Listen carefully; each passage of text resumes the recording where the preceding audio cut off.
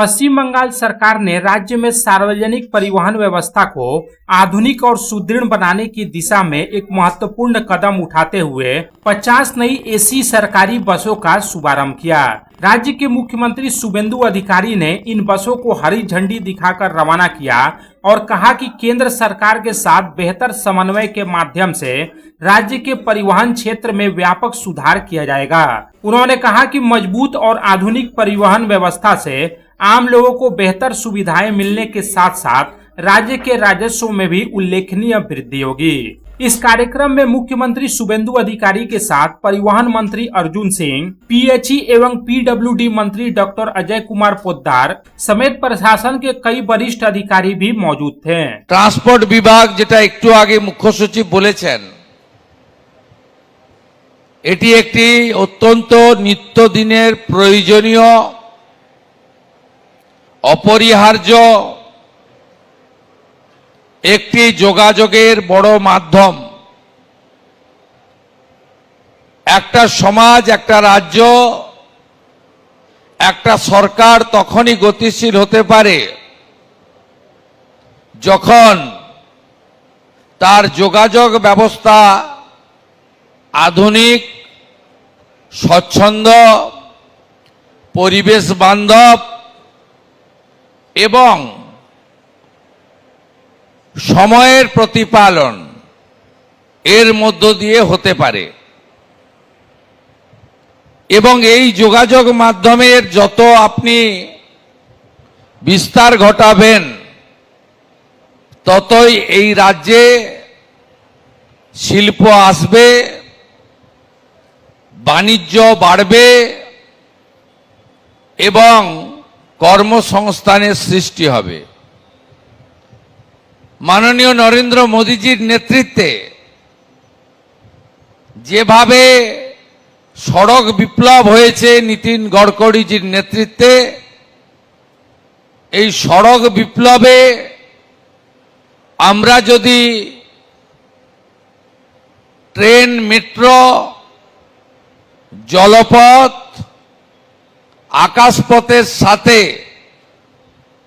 সরকারি গণপরিবহন ব্যবস্থাকেও সঠিক সুন্দর করতে পারি, আমাদের এই রাজ্য দ্রুততার সঙ্গে এগিয়ে যাবে। मुख्यमंत्री शुभेंदु अधिकारी ने कहा कि पर्यावरण संरक्षण को प्राथमिकता देते हुए केंद्र और राज्य सरकार की भागीदारी वाली योजना के तहत बड़ी संख्या में इलेक्ट्रिक बसें भी चलाई जाएंगी। इसके लिए राज्य के तीनों परिवहन निगमों के डिपो में चार्जिंग स्टेशन और आवश्यक बुनियादी ढांचा विकसित किया जाएगा। मुख्यमंत्री शुभेंदु अधिकारी ने घोषणा करते हुए कहा कि विश्व बैंक और एशियन डेवलपमेंट बैंक के सहयोग से आसनसोल, दुर्गापुर और सिलीगुड़ी में नए परिवहन परियोजनाएं शुरू की जाएंगी। वहीं बालूरघाट, मालदा और पुरुलिया में घरेलू हवाई अड्डों के विकास के लिए केंद्र सरकार ने वित्तीय सहायता देने पर सहमति जताई है। कल्याणी में ग्रीनफील्ड एयरपोर्ट का भी निर्माण किया जाएगा। इसके साथ ही उन्होंने कहा कि अगस्त से बस कंडक्टरों के वेतन में वृद्धि लागू होगी। साथ ही 400 नई बसों की खरीद के लिए जल्द टेंडर जारी किए जाएंगे और मार्च 2027 तक राज्य के बेड़े में 1000 नई बसें शामिल करने का लक्ष्य रखा गया है। কলকাতা মেট্রো যেমন ভারত সরকারের রেল দপ্তর দেখছে, তার আরো বৃদ্ধির প্রস্তাব, সম্প্রসারণের প্রস্তাব আমরা দিয়েছি।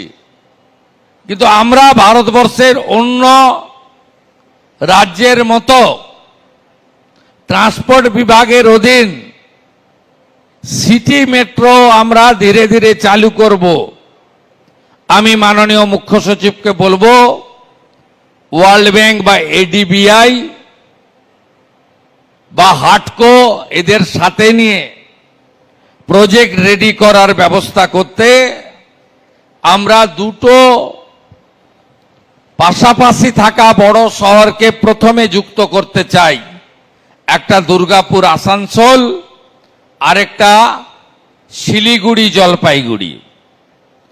এর বাইরেও পশ্চিমবঙ্গ 17তম রাজ্য হিসেবে ওয়াটার মেট্রোতে যুক্ত হচ্ছে।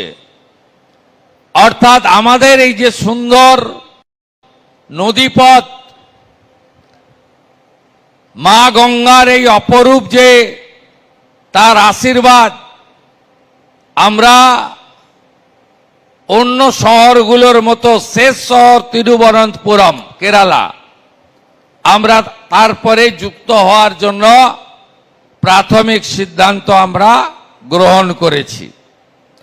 একসঙ্গে সড়ক, রাজ্যের মেট্রো আর জলপথ, একে একসঙ্গে এগিয়ে নিয়ে যাওয়ার কাজ আমরা করতে চাই। শুধু তাই নয়, শিপিং মিনিস্ট্রির সঙ্গে আমাদের যৌথ মিটিং হয়েছিল। মাননীয় দুই মন্ত্রী সর্বানন্দ সোনোয়াল, শান্তনু ঠাকুরের উপস্থিতিতে আমি ছিলাম। সেখানে এই যে কোনা এক্সপ্রেসওয়ে, এখান দিয়ে যে ফ্রেট আসে, পণ্যবাহী গাড়ি, তাতে সময়ও লাগে, দূষণও হয় এবং ট্রাফিক কনজেশনের ফলে নাগরিকরাও অসুবিধায় পড়ে।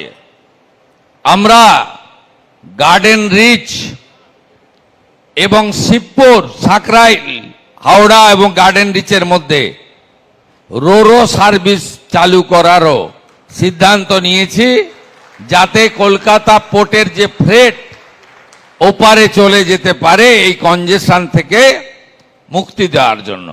আগের সরকারের একটা চোখ বন্ধ ছিল।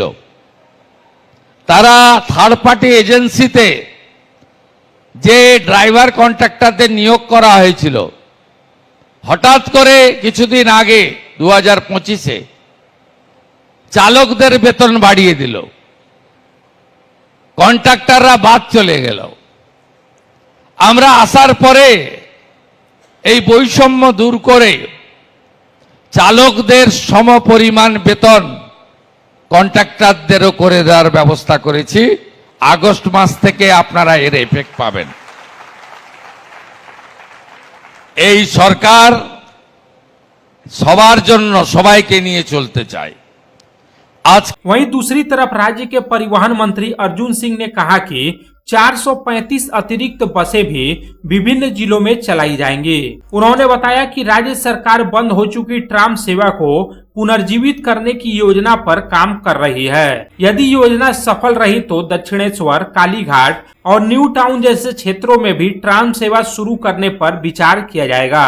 আপনারা জানেন, আগামী দিন মাননীয় মুখ্যমন্ত্রী নির্দেশ দিয়েছেন প্রায় 435টা বাস আরও আসছে, যেটা পশ্চিমবাংলা বিভিন্ন রুটে চালানো হবে। আমরা ইতিমধ্যে ট্রাম যেটা বিলুপ্ত করে দেওয়া হয়েছিল, বিগত সরকার ট্রামের প্রতি যার ওদের ধারণা ছিল ট্রামকে শেষ করে দেওয়া, আমাদের প্রধানমন্ত্রী যখন প্রচারে এসেছিলেন তখন এই ট্রামের ব্যাপারে বলেছিলেন আমরা মাননীয় মুখ্যমন্ত্রীর নির্দেশে ট্রাম যাতে পশ্চিমবাংলায় কলকাতা শহরে যেটা পুরনো যেখানে চলছিল সেটা চালানো, আর মুখ্যমন্ত্রীর নির্দেশে মুখ্যমন্ত্রীকে আমরা বলেছিলাম যে আমরা দক্ষিণেশ্বর থেকে কালীঘাট আর রাজারহাট, নিউ টাউন আর সল্ট লেক, এই সব জায়গা যদি আমরা ট্রাম চালাতে পারি তাহলে কিন্তু কলকাতার মানুষের যে একটা আবেগ ট্রামের প্রতি, সেই আবেগটা আমরা নিশ্চয়ই ফুলফিল করব কি না। আমাদের সরকার যে এসছে, মাননীয় মুখ্যমন্ত্রী শুভেন্দু অধিকারীজি যে সরকার উনি নেতৃত্ব দিয়েছেন, সেই সরকার শুধু কাজ করে, কথা কম বলে আর কাজ করার উপরে বিশ্বাস করে। আমি বিশ্বাস করি যে আগামী দিনও এই ট্রান্সপোর্ট ডিপার্টমেন্টে উনার নির্দেশে আমরা ভালোভাবে এই পরিষেবা, যে পশ্চিমবাংলার মানুষ যে চাহিদা ট্রান্সপোর্টের প্রতি যে চাহিদা, সেটা আমরা পূরণ করব। Bureau report, public times.